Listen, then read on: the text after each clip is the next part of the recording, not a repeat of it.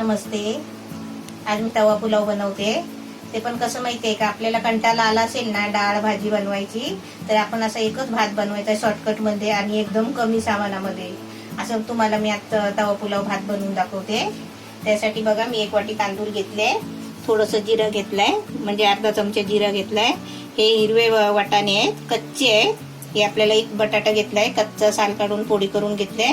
चवीपुरतं मीठ घ्यायचं, अर्धा चमचा आलं लसूणची पेस्ट, हा आपल्याला अर्धा चमचा मिरची मसाला घ्यायचा आहे, अर्धा चमचा हळद आणि अर्धा चमचा पावभाजी मसाला घेतलाय.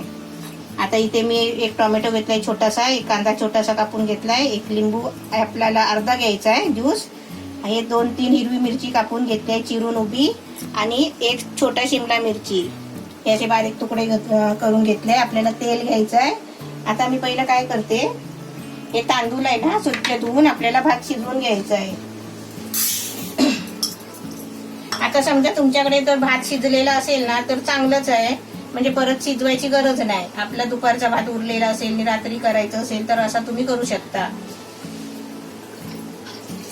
आता पाण्याला उकळी आली आहे, भात शिजवायला पाणी ठेवलंय, तांदूळ धुतले. आता आपल्याला आहे ना ह्याच्यामध्ये, हे आता आपले वाटाणे कच्चे आहेत.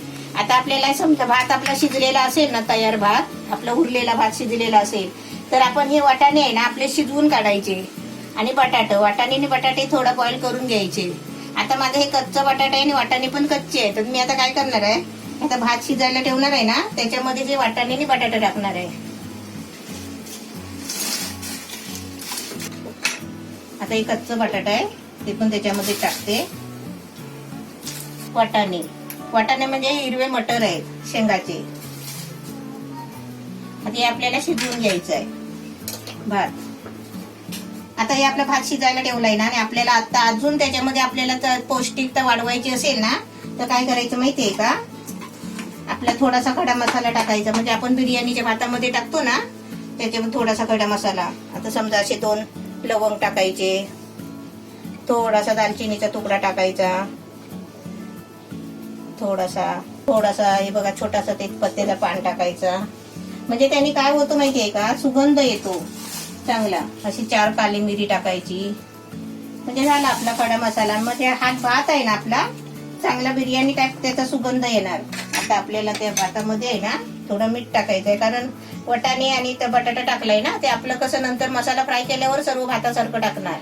त्यासाठी आपल्याला आहे ना थोडं मीठ टाकायचं, आणि मीठ टाकल्यावर असं चांगलं ढवळून घ्यायचा, आणि आपला भात शिजतो ना त्या पद्धतीने शिजवून घ्यायचा आहे. पण आपल्याला काय माहितीये, हे पाणी घालून काढायचं आहे. भात आपला चांगला शिजलाय, बटाटा पण शिजलाय आणि आपले वाटाणे पण शिजले आहेत. आता मी काय करते, हा भात आहे ना चाळणीमध्ये काढून घेते.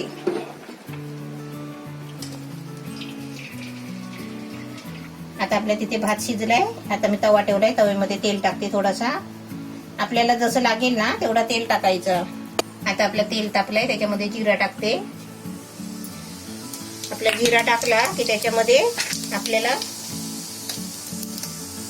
मिरची टाकायची आणि कांदा टाकायचा.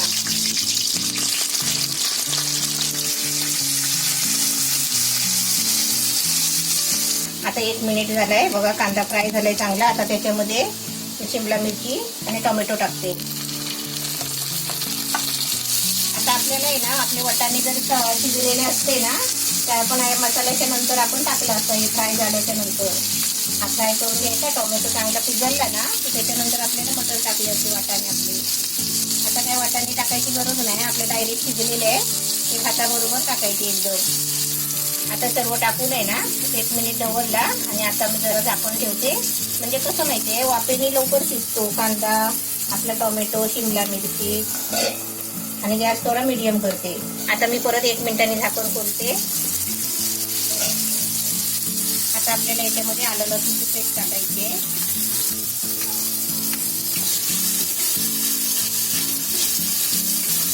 आता त्याच्यामध्ये हे मसाले टाकते, आपला मिरची मसाला, हळद आणि पावभाजी मसाला घेतलाय तो. आता मी त्याच्यामध्ये आपलं मीठ टाकते. आता कसं माहितीये, मीठ टाकलं, सर्व मसाले टाकले, आणि मसाले टाकले ना की तव्याला बघा खाली मसाला लागतो. तर आपण काय करायचं माहितीये का, थोडंसं पाणी टाकायचं. हा बघा मसाला लागतो ना, असा मसाला लागतो, तो निघत नाही. त्यासाठी आपल्याला थोडा पाणी टाकायचा. मसाले शिजतात पण आणि एकजीव पण होतात.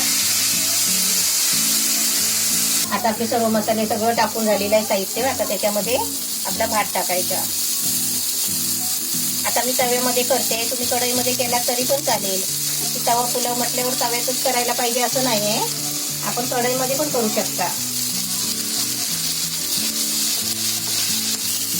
कलर पण छान येतोय आणि सुगंध एवढा सुटलाय ना की मस्त वाटतंय. एकदम असं वाटतं की बिर्याणी चालली. आता भात आपला मस्त रेडी झालाय बघा, मटण तवा पुलाव. आता याच्यावरती आहे ना लिंबू पिळायचा.